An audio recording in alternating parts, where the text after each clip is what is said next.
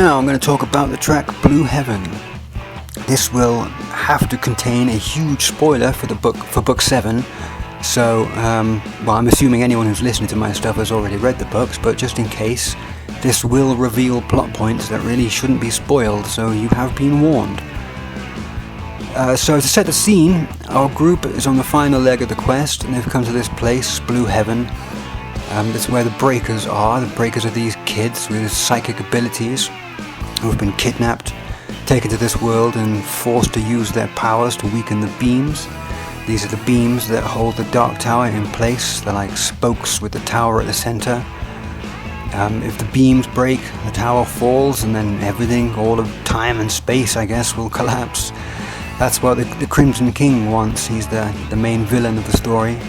And so he's got all these psychic kids chipping away at the beams with their abilities. They're like eroding them. So our heroes have to put a stop to this. And there's this big, intense battle scene. For some reason, this turned musically in my head into a type of Final Fantasy type battle video game. The main riffs are totally inspired by Nobuo Uematsu. He's the guy who did all the music for Final Fantasy games until a while ago.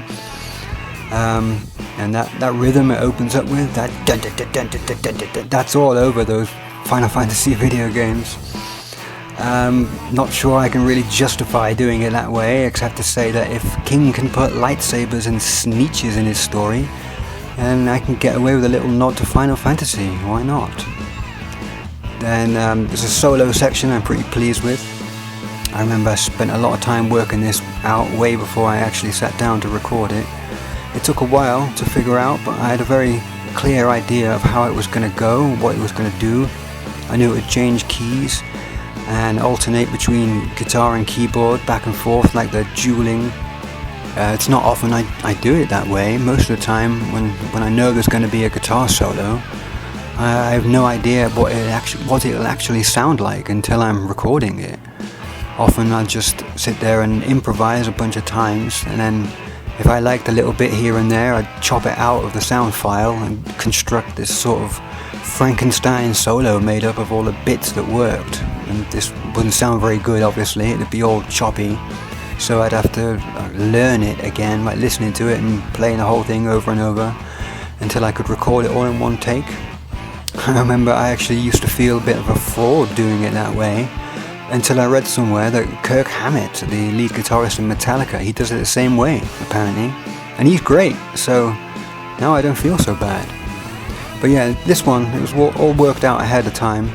I like how it turned out. The dueling aspect is fun to listen to, and it's thematically correct. There's this gun battle going on, and it builds to a big dramatic moment, which is, spoiler alert, Eddie gets taken down. He takes a bullet to the head at the end of the battle. It doesn't kill him straight away, so we spend some time lamenting Eddie.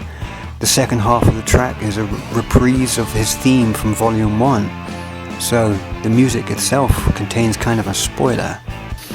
I really like the orchestral parts here. The flutes and the strings sound really good, I think. That's all from the PS2 again. As basic as that program was, those samples were real instruments to begin with, so they retain that natural quality, and chuck a bunch of reverb on it and they sound great. And the solo here, I'm really pleased with that. That's the kind of solo I'm more comfortable with, a David Gilmour type, slower and more expressive, as opposed to the attempts at shredding I have done. I really wanted to feel like the characters are mourning for Eddie. I had this one worked out all in my head too. I remember it came together quite easily. It's nice when that happens. I did redo Blue Heaven with Easy Drummer and Cubase. No major changes this time, just better sounding drums. I think that's the one you'll be listening to, most likely.